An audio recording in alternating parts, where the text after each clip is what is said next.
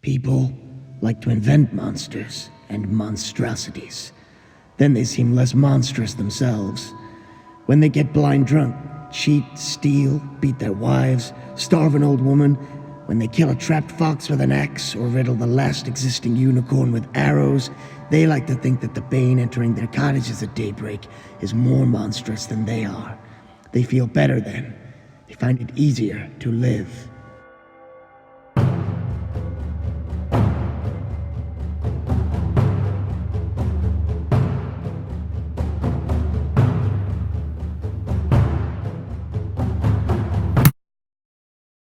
Hey guys, so today I'm going to be talking about The Last Wish by Andrzej Sapkowski. This is going to be a spoiler-free review because there's not really too much that I need to spoil to get to the root of the book and why I like it and what I don't like about it. I might do a more in-depth discussion of the Witcher series at some later point when I've read more of the books, but for now I'm going to keep this spoiler-free. Yeah, so let's get to it. So The Last Wish is the first book in the Witcher series. This follows a character called Geralt, who is a monster hunter for hire. The fantasy world is really interesting because it's kind of inspired by like Slavic folklore rather than like your traditional medieval England setting, although there is a little bit of that influence in there as well. But the real focus of this book, at least, a lot of it is on the monsters and how they kind of reflect Geralt's own disassociation with society. He's an outcast himself because he's been changed and mutated, and he's drank potions and gone through trials, and his body has been molded into this perfect killer that's supposed to be emotionless. And a lot of the book deals with Geralt's feelings of is he even human? Does he have emotion the way normal people do? The setting for the book is really refreshing and really different to a lot of fantasy series that I've read. I think it's got really deep and rich, interesting lore behind it. It's very much a world where magic is dying. The land was once inhabited by elves and dwarves and other non-humans. And when humans arrived, there were a lot of wars, and those non-human races were kind of driven into the minority. And a lot of them live in like ghettos and slums amongst like human settlements. And people are very distrusting of outsiders and anyone that's a little bit different from them. And discrimination is another theme that comes into the series, or into this book at least, quite a lot, and definitely in the video game as well. So yeah, I want to start by saying I really enjoyed The Last Wish, but I have like some significant problems with it that didn't make it a book that I truly love. And I should say actually that I have played The Witcher 3 video game, which is set after the novels, so that definitely affected my experience with this book somewhat, and it's going to be hard to separate that experience from my experience with this book. I think maybe the best part about this book is its protagonist. As I said, you follow Geralt, who is a witcher, which basically means he was taken as a child to be trained to kill monsters. And Geralt has a lot of identity crisis over his role in the world and his desire to do good in a world that doesn't really want him to, that doesn't really like him or his kind. And you get that straight away from the beginning, right in the first story. Geralt is an ugly necessity of the world. That's the way people see him. Monsters exist, and therefore people that kill monsters have to exist for humans to be able to survive in this world. But that doesn't mean that they have to like him, and he's often treated very distastefully. I think another theme in the book that comes up a lot is that humans can be even more monstrous than the monsters themselves at times, and there's a lot of human cruelty in this story. So yeah, I think overall, like, I have a lot of positive things to say, but I really need to address the structure of this book. Now, I think this is down to the way the stories got published, because I think they were originally published in a magazine format. But The Last Wish is not a novel as such. It's not one straight story from start to finish. It's more like a collection of short stories about Geralt's adventures, which are kind of tied together by these epilogue chapters called The Sound of Reason, which are actually some of my favourite parts of the book, because I found that they were the ones that had the most continuity, and they definitely helped join the stories together and create a sense of theme and like the story is actually going somewhere. Now, all of the stories in the book vary in quality, mostly from good to amazing. Geralt's the only character that is in all the stories.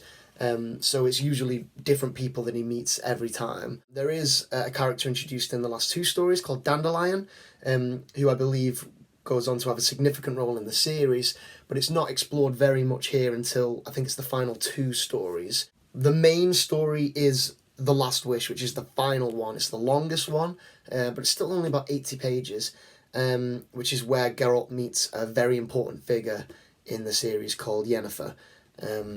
And again, I know a lot more about her because of the video games than I have learned from this book, because she's only in the one story. Now, I'm not a huge short story person, so maybe this is a preference thing.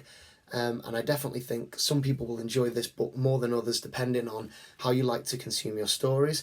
But I find reading a short story after another short story after another short story, I find it to be a little bit draining, because I feel like you get the rise and fall of the story, and then you have to start again with new characters, especially because that's what this book does a lot.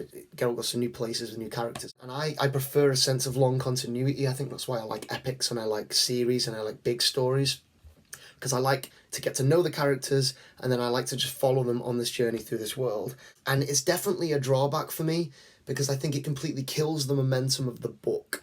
And the way I read it, I kind of read one story at a time in one sitting, and I would accompany that with one of the epilogue chapters, usually the one before it.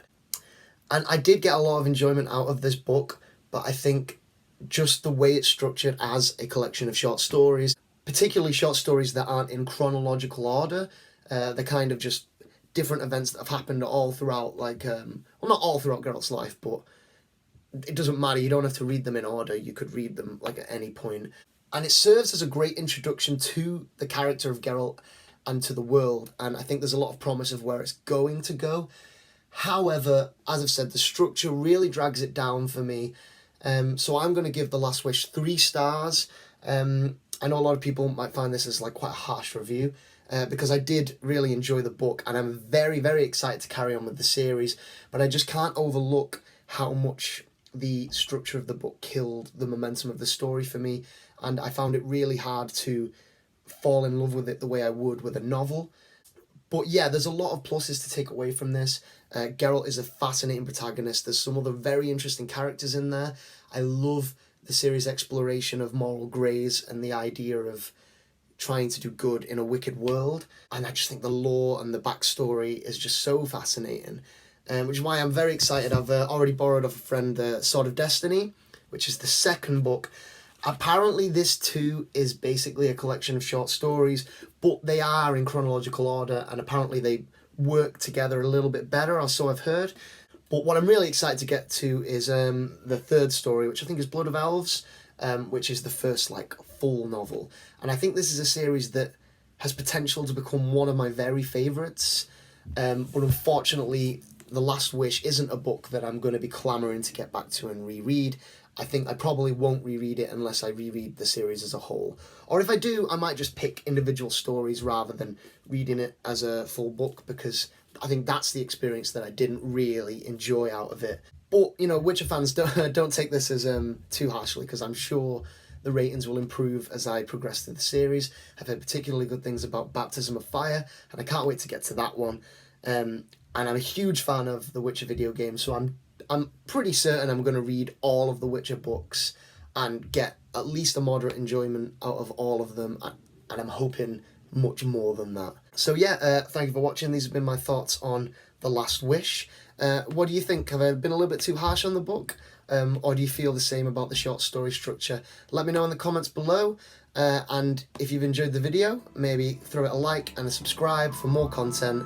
I'm going to be doing a review of Dune very soon, and there's already a review of Lies of Locke Lamora up on my channel, so make sure to check that out. So thanks very much, and I'll see you next time.